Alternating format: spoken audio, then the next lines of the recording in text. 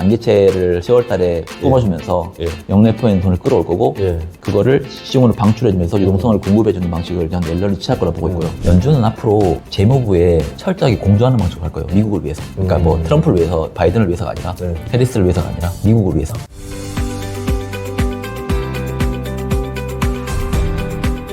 그러면 9월달 좀 조심을 하고, 그러면 언제부터 또 다시 좀 우리가 시장이 좀 반등할 수 있는 여건들이 마련될까요? 이게 4월 달도 그랬고 제가 2분기 때 조정을 보면서도 변동성이 있을 때 우리는 시점을 정확히 맞출 수 없다. 가격 분할로 접근을 해야 된다라고 말씀드렸어요. 그러니까 9월 달에도 만약에 갑자기 10% 빠진다. 네. 그러면 사야 된다고 보죠. 뭐 9월 말까지 기다리는 게 아니라. 네. 그런 측면으로 9월 달을 좀 잘 대응을 하시고 한 5에서 10 정도를 저는 개인적으로 생각을 하고 있는데 예. 그 정도 수준이면 뭐 9월 첫째 주가 될지 둘째 주가 될지 모르겠지만 그 정도 수준에서는 좀 분할 매수로 계속 접근을 하면 그렇게 10월 달을 맞이할 거 아니에요? 예. 전 10월 달에는 이렇게 빠르게 떨어지는 유동성이 다시 채워질 걸로 보고 있어요. 그게 보면 이 메커니즘이 살짝 좀 어려운데 10월 달부터 4분기거든요. 예. 4분기에 일단 미국은 정부는 단기채를 900억 달러를 일단 발행하려고 하는 걸 발표를 했습니다. 네. 뭐 크진 않지만 예. 단기채 발행은 유동성에 일단 유동성을 공급해주는 방식이에요. 영래포선을 빼오니까.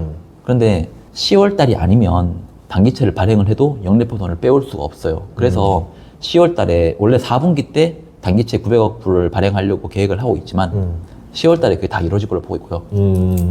미국의 지금 스탠스를 보면 원래는 3분기 때도 1,700억 불 발행하기로 단기채를 해놓고 지금 7, 8월에 3,500억 불 발행했잖아요. 예. 더 많이 발행했잖아요. 9월달에 줄이고. 왜냐하면 영래포엔 돈들을 최대한 빼올 수 있는 건 10월밖에 없다고 생각할 거기 때문에. 그게 미국의 기준금리 움직임과 매우 유사해요. 간단하게 말씀드리면 미국 1개월 금리는 기준금리 인하를 선반영하면서 먼저 떨어집니다.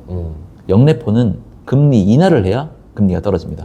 그래서 1개월 금리 추이 보면 7월, 8월 달에 보면 1개월 금리가 5.3335 막 이랬어요. 예. 근데 지금 9월 초잖아요. 지금 5.17이에요. 그게 왜냐하면 근데 영래포는 5.3이야. 예. 금리 인하는 안 했어. 예. 근데 FOMC는 9월 17일이야. 예. 그러면 영래포 같은 경우에는 기준금리 인하를 하면 5.05로 떨어질 거거든요. 예. 그러면 9월 1일에서 9월 17일까지는 5.3을 주지만 9월 17일에서 9월 30일까지는 5.05를 줄 거 아니에요. 예. 그 1할 계산해보면 대충 그 5.17 나옵니다. 그래서 지금은 미국 1개월 금리가 5.17로 가 있고 예. 지금 단기채를 발행을 해도 예. 영래포에서 돈이 빠져서 이거 사겠어요? 예. 안 살 거 아니에요. 그쵸, 그쵸. 그러니까 지금은 단기채를 공급을 해도 그 공급량이 안 되는 거예요. 그래서 옐런 정부가 잘하는 게 7, 8월에 몰빵 단기채 더 많이 발행. 10월 달에는 어차피 발행을 하나 순감을 하나 똑같다. 어차피 영래포로 채워진다라는 거를 생각을 했던 것 같고 FOMC에서 인하를 하잖아요. 예. 그럼 9월 17일에서 10월 달에 FOMC 없잖아요. 예. 그럼 1개월 금리는 5.05보다는 위에 있을 거예요.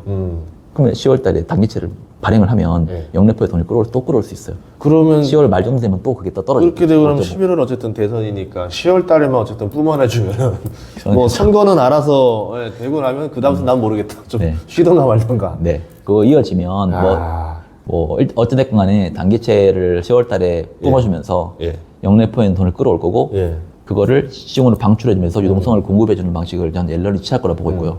그리고 옐런은 멘트 요즘에 하나하나 기사가 나오고 있는데 선거에 이제 개입하고 있어요. 가만 보고 있으면 선거에 개입해요. 우리 IRL법이 얼마나 좋은 건데 공화당이 지금 그거 바로 폐지하려고 한다. 이거 해가지고 단순하게 우리는 전기차 이런 거 보조금이 아니다. 그러니까 너희 신재생 이런 거 할 때 우리가 니네 집에 보조금 해주지 않았냐. 그 지금 기름 썼으면 돈 이만큼 나왔을 텐데 지금 신재생 해가지고 괜찮지 않냐. 라는 거를 계속 어필을 하고 있다니까요. 빈민층이라고 그랬지만 좀 이게 국민들한테 그거를 돌아다니면서 하는 거 보면 철저하게 민주당의 편에서 설 가능성이 높습니다. 그러면 10월 달에 유동성을 공급했을 때 제일 확실한 달이 10월 달이거든요. 유동성 공급이 먹히는 것도 10월 달이고 증시가 좋아져야 이길 수 있는 것도 민주당이고 민주당이 되는 거를 원하는 건 옐런이고 뭐 이런 거 보면 10월 달에 할 것 같아요. 그러면 이 10월 달에 유동성이 들어오는데 그래도 이제 투자자들이 이 10월 달 유동성을 쓰려면 하필 또 대선을 얼마 안 남겨둔 지점이니까 불확실성이 엄청 올라갈 거 아니에요. 그러면 보통 사람들이 심리상 불확실할 때 쓰지 말고 이후에 써야지 하면서 멈칫할 수도 있잖아요. 그러니까 10월 달에 바로 반등이 안 나오고 대선 결과 보고 오히려 그 쌓아놨던 유동성으로 11월 달에 쓸 수도 있는 거죠. 이게 예. TGA에 있는 잔고를 방출하는 게 옐런을 일단 돈을 쓰는 거거든요. 예. TJ를 방출을 하면 연준에 이렇게 계좌가 있을 거 아니에요. 예. 그게 은행의 지급준비금 계좌들인데 TJ에서 방출하면 이 지급준비금 계좌에 돈이 꽂혀 있어요. 예. 그럼 지급준비금이 올라갑니다. 쭉. 예. 이걸 쓰고 안 쓰고는 관계없어요. 개인들이 돈 빼가지고. 그쵸. 지급준비금이 올라가면 예. 주식시장과 이게 1대1 매칭은 안 되겠지만 지급준비금이 높다고 하는 거는 시중에 대출을 해줄 수 있는 유동성이 충분하다는 거고 증시는 이거를 호재로 느낍니다. 그 자체만으로도? 네, 그 자체만으로. 그걸 쓰고 안 쓰고는 그 다음이고요. 그래서 TJ 잔고를 방출을 하면 그냥 바로 그래서 재무부가 사람들이 쓰는 것까지 완전 컨트롤 해야 된다고 하면 쉽지 않죠. 근데 지급준비금에 돈을 넣어줘서 주식시장을 부양할 수 있고 경기에 대한 움직임을 자기들이 조절할 수도 있는 구조거든요. 지금은 연준의 그 계좌 자체가 매우 폐쇄형 계좌이기 때문에 돈이 들어와도 지급준비금에 있는 돈들이 TJ로 가는 게 개념이고 여기서 돈을 방출해도 이렇게 돈 넣어주고 여기서 빠지는 구조예요. 안 쓰면 여기 남아있고. 그래서 그 지급준비금을 채워주고 안 채워주고가 재무부가 지금 조절할 수 있기 때문에 경기도 사람들이 사실 경기 둔화를 우려하는 건지 잘 모르겠어요. 준비금 빠지면 우려하는 것 같은데요. 아, 그냥 유동성 따라 움직이는 것 같아요. 네, 저는 그렇게 생각해요. 왜냐하면 비슷한 지표가 나오는데 어떤 날에는 뭐 이거는 침체 지표라고 생각하고 어떤 날에는 또 해석이 또 어떤 날에는 샴누를 쳤어. 네. 엄청 위험하대. 네. 근데 이걸 다시 해석해 보니까 샴누는 과거 대비해서 실업률이 여전히 낮고 샴누는 지금 잘리는 게 아니라 공급이 많이 들어와서 되는 샴누이기 때문에 해석의 영역으로 바뀌어요. 그 주가 오르니까 그런 해석하더라고요. 주가 빠질 때 샴누를 얘기하더니 그래서 사실 해석의 영역이에요. 해석의 영역. 아니 어제만 해도 주가가 심리를 만들어요. 고용 지표만 해도 어제 뭐 또 박살 났는데 증시가 안 빠지는 거예요. 뭐지 이러면서 그러면 또 해석하겠죠. 뭐. 그래서 그게 중요합니다. 그게 지금 실업률 같은 경우에도 잘 보면 4.3이면 연준의 자연 실업률이 4.5예요. 4.3이면 연준이 원하는 수준이거든요. 근데 침체라고 인식을 하잖아요. 예. 그것도 그렇고 이게 샴누리 0.5를 쳐버려서 지금 침체라고 인식하는 경향이 있거든요. 그게 안 쳤으면 사실 4.3에서 침체라고 안 합니다. 근데 샴누를 친 이유가 코로나 때문에 실업률이 3.4까지 떨어졌기 때문에 이게 올라온 거잖아요. 그렇죠. 지금은 코로나 이후에 정상화되는 과정이거든요. 너무 과도하게 빠진 것들은 과거에 4.5가 정상이었는데 올라가고 있는 상황이에요. 근데 이게 저점이 너무 과도하게 특수한 상황 때문에 빠져 있었어가지고 정상화되는데 과거 데이터를 돌려보니까 이때 이랬으니까 이게 기납저축률은 침체야. 이렇게 지금 해석을 하는 거거든요. 코로나라는 특수한 상황을 지금 배제시키고 과거 20년, 30년 데이터를 하면 저는 이거 매우 위험하다고 보고 있어요. 이 해석 자체가 잘못됐어요.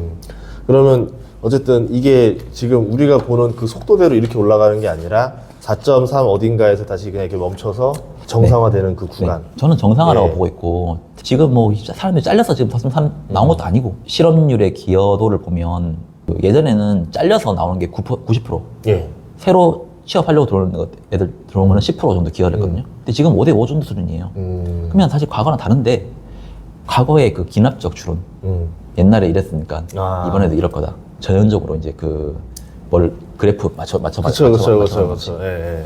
이게 보면 예. 진짜 하나 또 웃긴 게 보면 ISM 제조업 지수 있잖아요. 예. ISM 서비스업 지수 예, 있잖아요. 어제 나온 거. 예. 네. 제조업은 잘 안 나오죠. 안 나왔죠. 서비스업은 잘 나오죠. 그렇죠. 뭐 이상하지 않아요? 이게 보면 코로나 때 제조업은 사람들이 상품을 엄청 샀어요. 이렇게 원래는 이 정도가 서비스업, 그러니까 상품을 사는 수준이 이 정도여야 되는데 그때 사람들이 밖에 못 나가니까 이만큼 사버렸단 말이에요. 이게 지금 떨어지고 있는 상황이에요. 예. 정상화되는 과정이지 이게 안 좋아지는 과정이 아니거든요. 서비스업은 그때 아무도 예측 못했잖아요. 확 떨어졌다가 네. 지금 정상화되는 되고 있는 과정이에요. 그러니까 정상화에서 서비스는 올라가야 되고 제조업은 떨어져야 네. 되는 상황. 올라가고 있으니까 우리가 생각한 것보다 더 잘 나오는 거고 항상 지금 서비스 보면 내려가고 있으니까 생각한 것보다 안 나오는 거예요. 코로나 때 어쨌든 그게 어떻게 보면은 진짜 그 호르몬 주기를 다 뒤틀어버린 것들이 네. 이제 다 원래대로 풀려가면서 정상화로 가고 있는 네. 과정이다. 지금은 그게 거의 다 왔어요. 정상화까지. 그러면 그때부터는 아이비들 컨센서스는 잘 맞을 거예요. 그리고 그렇게 되면 우리가 지금 왜 이렇게 제조업이 안 나와 하는 것들 있잖아요. 이게 정상화라니까요. 정상화 과정. 그러면 정상화 과정이 끝난다고 하면 그때는 다시 제조업은 반등을 찍고 올라갈 거고 네. 서비스업은 원래 엄청나게 안 나오다가 올라가고 있는 상황이었으니까 이제 정상화되고 나면 이제는 막 현대보다 잘 나오는 추세가 어느 정도 이제 안정화되겠죠. 그러면 사람들 그때부터는 이제 안심을 할 수 있어요. 그래서 지금 제조업 지수 때문에 경기 침체 이야기 지금 많이 나오거든요. 예. 아직 정상화 끝나지 않았습니다. 정상화 끝나고 난 뒤에 해도 늦지 않다고 보고 있어요. 하나 그래프 좀 말씀드릴게요. 이게 예. GDP랑 GDI 가지고 요즘에 예. 사람들이 말이 많아요. 오. GDP는 예. 원래 GDP와 GDI가 같이 나와야 되거든요. 예. 집계하는 방식이 다를 뿐이지. 예. 어찌됐건 간에 미국이 지금 얼마만큼의 지금 GDP가 어떠냐, GDI가 어떠냐, 과거에는 거의 비슷하게 갔단 말이에요. 네. 근데 금융위기 때, 그리고 90년대 초반에 또 경기 침체 빠지기 전, 그때 GDP와 GDI가 엇갈렸어요. 이번에도 또 엇갈리고 있어요. GDP는 잘 나오는데, 예. GDI는 안 나와. 그래서 이거 가지고 분석하는 사람들 보면, 예. 과거에 GDP와 GDI 괴리가 생길 때 보니까, 예. GDI가 다 맞았다. 침체다. 네, 그렇게 보거든요. 예. 보는 사람들이 꽤 있어요. 근데 GDP는 생산을 가지고 만들어낸 지표고요. 예. 얼마만큼 생산을 했냐. GDI는 급여와 세금을 가지고 집계를 합니다. 그 일하는 사람들이 세금을 얼마큼 냈냐. 그런데 불법 이민자 많이 들어왔다 쳐봐요. 불법 이민자들은 생산에는 쓰이죠. 그쵸. 근데 세금은 안 냅니다. 안 잡힙니다. 그것도 코로나 이후에 불법 이민자를 다 막아버렸거든요. 그쵸. 트럼프 정부 때. 지금 그거에 불법 이민자들이 많이 들어오고 있어요. 많이 들었죠. 이민자들도 지금 계속 예. 그 비자 발급을 해주고 있고, 그게 엄청나게 빠르게 지금 비자 발급을 해주고 있습니다. 그 그래프도 제가 하나 갖고 왔는데, 예. 그렇게 놓고 본다고 하면 과거의 데이터를 가지고 단순하게 GDI가 무조건 맞았으니까 침체로 빠질 거다라고 하는 전망과 이번에 불법 이민자 때문에 GDP가 지금 올라가고 있는 거고 GDI는 안 잡히기 때문에 안 나오는 거다라고 저는 그렇게 생각하거든요. 나중에 뭐가 맞을지는 조만간 나오겠죠. 근데 저는 후자가 더 맞다고 보고 있어요. 이것도 정상화. 불법 이민자가 원래 이만큼 들어왔어. 매년 뭐 300만씩 들어왔어요. 예. 그러니까 그리고 매달 그러니까 불법 이민자뿐만 아니라 그 이민자들이 300만씩 들어왔어요. 거기에 불법 이민자 섞여 있겠죠, 막 그냥. 원래 그것 때문에 미국의 주택이 항상 부족한 거고. 네. 예. 근데 그게 코로나 때 확 바뀌었다가 예. 진짜 바이든 때 사실 이민자들이 꽤 많이 들어왔거든요. 예. 그게 문제 되기도 지금 하고 있잖아요. 그런 것들이 만약에 진짜로 이런 괴리 지표를 만들어내고 있다고 하면 우리 다시 생각해봐야 됩니다. 그럼 어떻게 보면 지표를 집계하는 그 통계의 문제가 아닌가. 그러면 나중에 예. 추정해보면 예. 이게 뭘 빼고 해보니까 예. 이제 이랬다고 그걸 그래서 항상 후행해 가잖아요. 근데 그쵸, 주식은 그쵸. 뭐 이미 그때 사온 게임 셋인데 뭔 의미가 있어요. 이번에도 비농업 지수 보면 예. 다시 재집계해 보니까 80만 명이 과대 계상됐다 하잖아요. 네. 비농업 고용 지표가 기업들한테 물어보는 거예요. 너네 이번에 몇 명 채용했어? 불법 이민자 거기 잡혀 있습니다. 예. 그런데 실업률, ADP 이런 건 안 잡혀요. 불법 이민자가. 실업률 할 때도 딱 그냥 그 모집단 자체가 불법 이민자들은 아예 안 잡고 잡는단 말이에요. 그러니까 비농업 지수는 항상 컨센트 대변보다 잘 나올 수밖에 없는 거예요. 그래서 매달 막 멈춰서 20만, 30만 막 이렇게 나왔잖아요. 네. 그런데 막상 까놓고 불법 이민자들 뭐 창업 회원모델 빼보니까 80만이 과세 계산됐습니다라고 이번에 발표한 거거든요. 그래서 이런 것들이 원래는 논판 페이롤, 비농업 고용지수랑 실업률이 같이 움직여야 되는데 둘 다 같이 안 좋아지거나 해야 되는데 예. 작년부터 해가지고 이쪽은 다 잘 나오고 이쪽은 계속 실업률 올라가고 그 지표가 그래서 좀 이상해졌었거든요. 그러니까 저는 뭐 둘 다 잘못됐다 보고 있어요. 그러니까 둘 다 약간 좀 과대 계산되고 과소 계산되고. 그런데 우리는 코로나 때 뭐가 달라졌는지를 판단을 하고 그 뒤에 지금 뭐가 정상화됐는지를 판단을 해야 이게 지금 현재 지금 매크로 상황을 전망을 하는데 지금 지표들이 움직이는 거를 제대로 알 수 있지. 과거에 이랬으니까 이번에도 이럴 거야. 야, 이거 샵들 가니까 무조건 심치 않았는데 그리고 GDP, GDI 해보니까 GDI가 무조건 맞았는데 이건 아니라고 또 저는. 그러면은 이제 엔캐리도 이제 항상 리스크로 놓여 있거든요. 지금 이렇게만 되면 좋겠는데 변수들은 항상 싹 깔려 있으니까 뭐 대표적으로 이스라엘이 그냥 어떻게 가만히 있을 거냐, 푸틴은 가만히 있을 거냐, 그리고 이제 일본이 계속 금리 인상 기조를 자꾸 얘기를 하는데 왜 저럴까 싶거든요. 그러니까 미국이랑 뭔가 소통하는 상황이면은 옐런이 원하는 거는 지금 일본의 금리 인상은 아닐 거란 말이죠. 그런데 우에다 총재가 최근에도 금리 인상할 수도 있는 거야라고 자꾸 이야기를 하면서 엔화 가치가 계속 올라가고 있어요. 혹시 엔캐리 청산 이슈는 어떻게 보세요? 엔캐리는 채권이든 주식이든 헤지펀드들 있잖아요. 예. 저금리의 예엔을 대출을 해가지고 어마어마하게 레버리지 계속 많이 샀습니다. 그걸 채권을 사는 경우도 있었고 예. 주식을 사는 경우도 있었고 그게 일본이 계속 저금리를 유지했기 때문도 있었고 저금리를 유지하니까 계속 얘는 약세가 되니까 대출해놓은 환율이 계속 떨어지잖아요. 좋은 거잖아요. 그런 측면으로 무지성으로 지금 그동안 많이 돼 있었어요. 네. 그게 헤지펀드 있고 일본 개인들 와타나베 있고 그리고 일본에도 어마어마한 연기금들이 많을 거 아니에요. 네. 그러니까 예엔으로 돈을 받아가지고 그거 그냥 미국에 투자를 하면서 해지를 안 하는 거죠. 우리나라도 지금 뭐 어떻게 보면 국민연금 같은 경우에는 해외 주식이라는 거를 해지 안 하거든요. 예. 그게 돌려보니까 해지 안 하는 게 훨씬 더 좋았다라는 것 때문에도. 근데 저는 엔캐리를 볼 때 중요한 게 일단 연기금들이 자금이 제일 많아요. 네. 근데 연기금들은 예나가 약세인 예나가 강세가 된다고 해서 예. 그렇게 쉽게 다시 해지 방향으로 돌리지 않을 것 같아요. 걔네들은 어찌됐건 간에 미국 증시가 폭락을 하거나 이랬을 때 미국에 투자해놓은 자산들이 환율로 어느 정도 커버가 될 수 있다라고 판단을 하고 투자를 하는 거거든요. 근데 지금 단순하게 예나가 다시 강세가 될 거니까 우리 지금 해외 자산에 투자하는 해지해야 돼? 라는 결정을 쉽게 하지 않을 것 같습니다. 그래서 그 자금들은 거의 안 된다라고 보고 있고 해치펀드가 그동안 엄청 많았거든요. 예. 이게 이 그래프 한번 보시면 파란색 그래프가 옌 선물에 대한 미결제 포지션입니다. 예. 밑으로 떨어질수록 옌 선물에 대해서 숏 포지션, 그러니까 대출, 예. 그쪽으로 지금 엄청나게 미결제가 많이 쌓이고 있었다는 예. 거예요. 근데 이 파란색 보면 7월 말에서 8월 6일 이후로 거의 다 돌아왔습니다. 그러니까 해치펀드가 가지고 있던 옌캐리 같은 경우에는 거의 다 청산이 끝났습니다. 네. 개인들도 거의 다 제가 집계한 바로는 개인들도 거의 다 많이 청산을 해버렸어요. 그러니까 이렇게 뭔가 레버리지를 일으켜서 변동성을 투자를 하려고 했던 애들은 거의 다 청산이 끝났어요. 근데 이거 가만히 제가 이거 엔캐리 청산 끝난 것까지는 오케이. 예. 근데 이 과연 이런 상황이 왜 생겼을까? 갑자기 그 8월 6일 갑자기 그날 하루에 원래 7월 31일 날 BOJ가 있었어요. 그러니까 좀 한 박자 딜레이로 터진 거예요. 네, 8월 1일 날 FOMC 있었어요. 예. 이게 어찌됐건 간에 BOJ에서 금리를 인상을 하고 예. FOMC에서 금리를 인하를 하면 예. 얘는 강세가 될 수밖에 없어요. 그렇죠. 금리가 붙으니까. 예. 그러려면 그날 터졌어야지. 네. 근데 보면 예. 원래 FOMC 그때 금리 인하 안 했잖아요. 예. 일본은 올렸지만 일본과 미국은 협업 관계예요. 일본이 금리 올리겠다고 하면 미국은 안 내립니다. 그래서 얘들은 그 정도로 생각한 것 같아. 너네만 올리면 청산이 그렇게 심하게 안 될 거야. 대신 청산은 좀 되겠지. 예나가 강세가 될 거니까 조금 청산은 되겠지만 이렇게 시장에 충격은 안 줄 거야.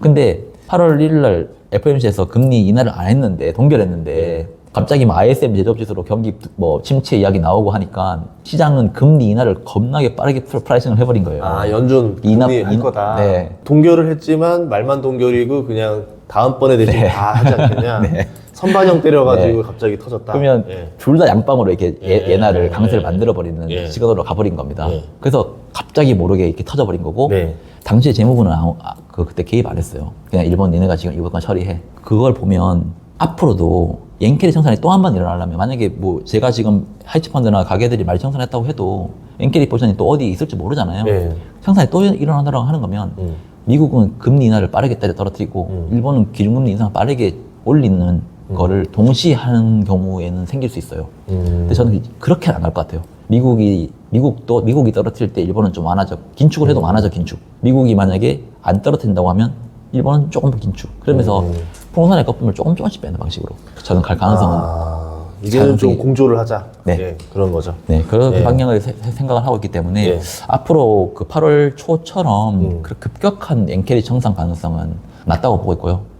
일본의 연기금들이 뭐 우리 다 해지해야 돼 이렇게 가는 거 아닌 이상은 지금 청산되려고 하는 포지션도 아직 시중에 이제 많이 없는 것 같아요.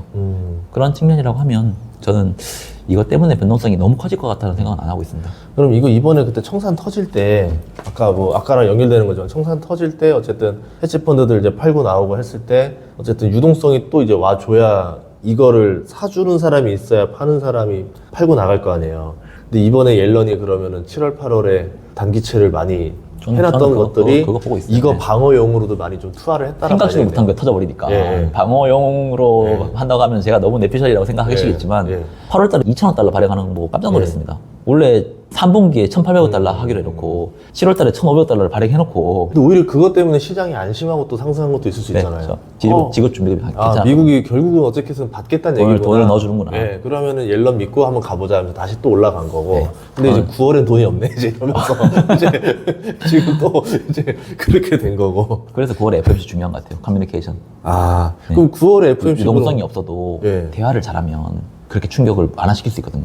그럼 만약에 9월 달에 FOMC에서 파월 의장이 말을 실수하거나 이러면 그게 또 충격을 줄 수 있다는 얘기네요. 그게 너무 빠른 그러니까 금리를 25p를 인하를 해도 이거 아닌 것 같은데 뭐 50, 75도 나중에 조만간 급격하게 갈 수 있겠는데 이런 분위기로 가면 안 된다는 거죠. 네. 그러니까 지금 경제 튼튼하고 좋으니까 0.25씩 네. 천천히 해도 좋을 것이다. 우리 물가 잡았고 아. 고용을 지금 우리가 선제적 조치를 안 하면 고용도 좀 안 좋아질 수 있다 정도로 잘 시장 커뮤니케이션에서 우리 25p 인하를 하지만 뭐 앞으로 그렇게 급격하게 할 가능성 없어. 우리는 점진적으로 갈 거야 라는 거를 그렇게 커뮤니케이션을 해야 예. 영래포인 자금도 조금씩 빼올 수가 있고 뭐 재무부도 그 계획적으로 자기들이 국채 발행 계획을 좀 조절할 수 있잖아요.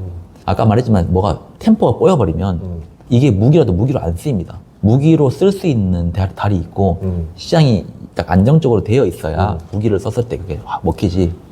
그게 아니라고 하면 발작이후에 다시 가겠죠. 예. 그래서 그런 가능성도 분명히 열어는 나겠지만 그렇게 갈 가능성은 저는 뭐 크지 않다고 보고 있습니다. 생각해보니까 지금 뭔가 약간 저 뭔가 아이디어가 딱 떠올랐던 게 8월 달에 잭슨홀 미팅이 있었어요. 거기서 그 파월 의장이 연설을 하는 게 유튜브로 라이브로 공개됐었는데 저는 파월 의장이 농담 치는 거 처음 봤어요. 농담 치고 거기 앉은 사람들 깔깔깔 웃고 일시적인 인플레이션이라고 했었던 거 얘기하면서 자기 어떻게 보면 치부 중에 하나잖아요. 그냥 편하게 얘기하면서 그렇죠. 여기 너들도 몇 명도 이랬지? 이러면서 이제 그러면서 자기들끼리 농담하고 이랬던 거가 어떻게 보면 자기들은 문제 없다. 다 해결됐다라는 걸 보여주기 위한 자신감의 연기력 약간 그런 걸 수도 있겠네요. 네, 저는 시장을 그렇게- 안심시키기 위해서. 네, 그렇게 보고 있어요. 예. 야. 그거 왜 그냥 굳이 그렇게 안 했을 거거든요. 예. 그래서 그런 측면으로 좀 보고 있고 연준은 앞으로 재무부에 철저하게 공조하는 방식으로 갈 거예요. 미국을 위해서. 그러니까 뭐 트럼프를 위해서, 바이든을 위해서가 아니라 네. 해리스를 위해서가 아니라 미국을 위해서. 그럼 8월 달에도 연기했던 양반들이 9월 달에 연기 안 할 필요는 없잖아요. 그러면 이번에 진짜 지표들이 안 좋고 뭐 이렇다 하더라도 9월 달에 최대한 시장을 안심시키려고 노력을 많이 할 것이다. 네. 그래서 우리가 생각하는 충격보다는 그걸 완화시키려고 할 거기 때문에 생각하는 충격보다 좀 덜 할 수도 있겠다. 이렇게 볼 수도 있겠네요. 저는 하드 데이터가 나쁘지 않다고 보고 있는데 사람들의 심리가 우려가 커지면 주식시장 빠질 수 있잖아요. 예. 그거를 잘 해야 될 것 같아요. 연준은 알고 있어요. 하드 데이터가 그렇게 나쁘지 않다는 거를. 그런데 사람들의 우려는 있으니까 이걸 내가 잘못 말하면 큰일 나는 건 알고 있기 때문에 커뮤니케이션을 최대한 잘 할 수 있을 거라고 보고 있습니다. 알겠습니다.